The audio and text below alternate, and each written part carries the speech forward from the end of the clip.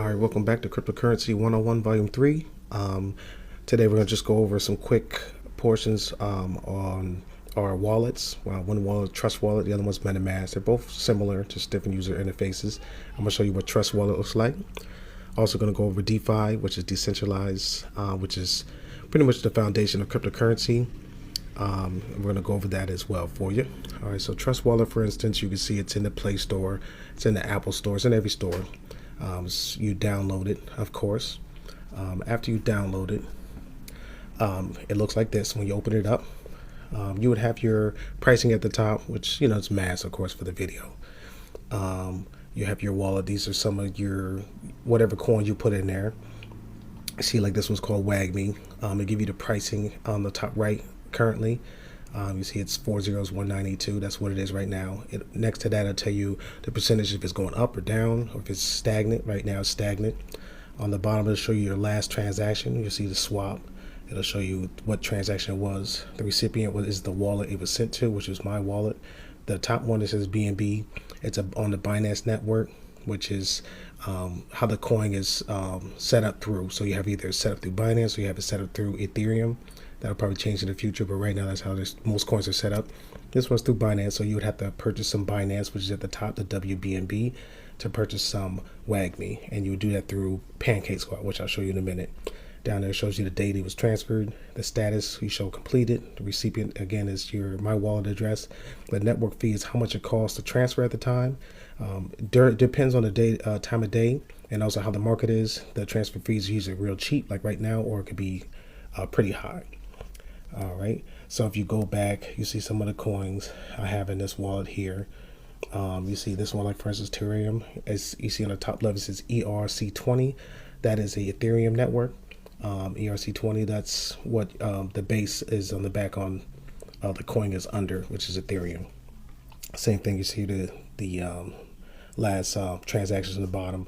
On the top right as well, you see a little box with the squiggly line. If you hit that, it gives you more information on the coins. Their line here shows you where they're at. So you see right here, this is for the day, 1 day.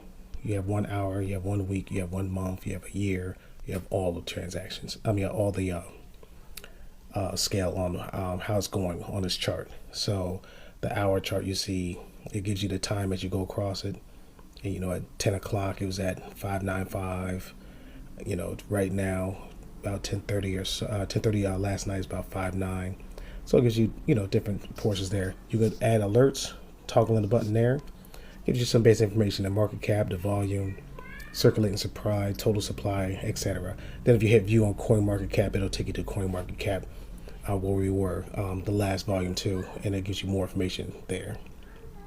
All right, and then as you go down, you can see at the top you can send, which you would pick your coin that you want to send to whatever wallet. Receive, the same thing. If you want to receive like WAGME from another wallet, you can. You click that. If you want to buy coin, you would click on the coin you want to buy. Swap, you can do the swap feature here, which you can swap coins from Ethereum to Terrarium, things like that. You can do it in there as well. Discover gets you some DeFi tokens, things like that. Some staking tokens, which is coins you can put some of the coins in. So if I own Polkadot, I could stake Polkadot and earn residuals over a time period of time, however they have it set up. So you can earn a little bit extra income staking. You have your browser, which is where you'll see the Uniswap, which is for the ERC20 tokens, which is the Ethereum tokens, and then you have your PancakeSwap, which is for your Binance tokens. So let's say, for instance, you use Uniswap. To give you an example, let's say you have Ethereum, you do, let's say 0.007. So you see Ethereum, below you see the balance of what I have is 0.015. You can either hit max or you can do a percentage of that, whatever you want to do. So say I do 0.007, like $8. And let's say I want to trade for Terrarium. So you click on that, you pick what coin you want. Let's say, so I pick Terrarium for the moment. And then you would check the top gear box. Make sure you can start your slippage at 10, which is how the transaction goes through. So some transactions you need to be at 30, some you need it at 35, some you can do it at 5. Just depends. It'll tell you If you try to swap it and it fails, it'll tell you. So I won't confirm the swap, but you see here, this is expected output, how much Terrarium I'm going to get. The price impact right now is 0. The minimum amount received will show you right here. That's based on the slippage. So as the transaction goes through, it'll show you how much you'll at least get at a minimum. The network fee right now you see is $2.25. All right, so it gives you the idea. It's pretty simple, the swap features. If you do Pancake Swap, same idea, but it's on the Binance side. So you see here, BNB is the token you would buy, and then you would swap it for whatever token down here. So, you would pick your token down here and do the same idea. The gears up here for the slippage. You put in your manual slippage, or you can pick one of the ones that's auto-populated. Same idea. So it gives you a little idea there for you on that portion. Your settings is, of course, your base security. Now, when you set up your Trust Wallet initially, they'll give you phrases, which is words. You want to copy that down a couple places to keep it safe. That's how you're going to keep getting into your wallet. Let's say if you move your wallet or anything else like that, you're going to need that. All right.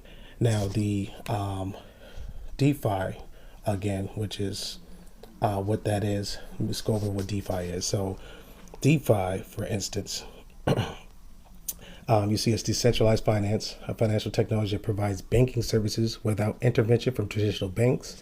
Instead of relying on a centralized financial institution, DeFi platforms run on an algorithmic code called smart contracts to provide services such as lending, borrowing, and insurance.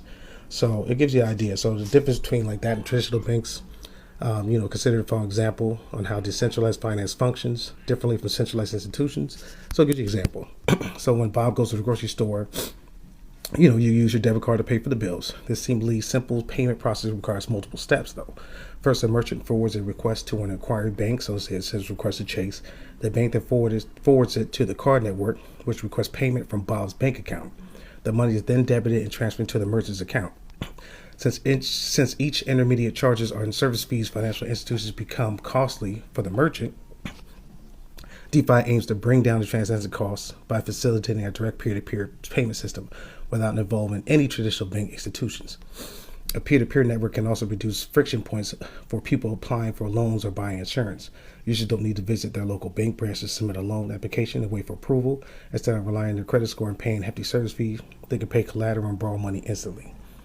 How is DeFi superior to traditional banks? There's a few reasons. Minimal transaction fees.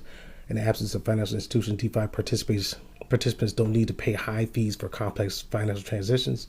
DeFi applications do, however, charge a small fee for maintenance and upkeep of their platform. So, for instance, you'll see whales, which are when they say whales, they mean people with a lot of money. So there's a lot of whales they'll transfer, say, from the Trust Wallet, say $1 million worth of Bitcoin to another wallet, maybe another exchange, a centralized exchange, to cash out. And the fee may be $2. It depends on the fee, what it is right now. They're not going to pay 30% fee or anything like that because there's no middleman involved. A trust is set up without smart contracts enabled. DeFi applications users no longer need to trust in an institution with their money. So again, the wallet is your money. You don't have to worry about going to the bank and the bank saying yay or nay to your money if you can take it out or not. Users retain control of all their cryptocurrency assets in a secure digital wallet and uses their private keys for a financial institution. Remember, the private keys are that phrases, the words that you would write down in the beginning, so you can access your wallet anywhere. Low entry barriers. DeFi users don't need to go through any extensive onboard process by completing know your customers and anti-money laundering. So you don't have to do, verify your information. You're in the banking system. Can you even get a checking account? Can you even get a savings account? You don't have to worry about any of that. A stable internet connection is enough to start using decentralized financial applications from a mobile phone or computer. It's fast transaction settlements. So since traditional financial infrastructures involve multiple intermediaries, the transaction process and approval time is high. In a peer-to-peer network, however, transaction settlements happens instantaneously, and users can transfer the crypto assets in seconds. So you could move $1 million, for that same example, from Bitcoin, from your Trust Wallet to your exchange to your banking account, and it'd be minutes as opposed to days. So you'd be like, oh, you have to wait 3 to 5 business days to transfer money from your bank account to another bank account. This is instant. It takes minutes, maybe an hour. Better identity protection. DeFi applications do not ask for users' name, email, or any other personal information, thereby protecting the user's identity. Anonymous usage prevents any possibility of theft of user data. All right, so those are some of the basics of DeFi, and that's the backbone of cryptocurrency. So that's the reason why most people use crypto. All right, so again, that's just the basics on DeFi as well as our trust wallet on how to use the backbone of cryptocurrency. We'll go over in the next video, of course, about other exchanges like Robinhood or Webull, who uses stocks, but they also adopted cryptocurrency. Those are your centralized exchanges, but a lot of times they use that, like Crypto.com as well, to go ahead and cash your money out. So we'll go over that in another video.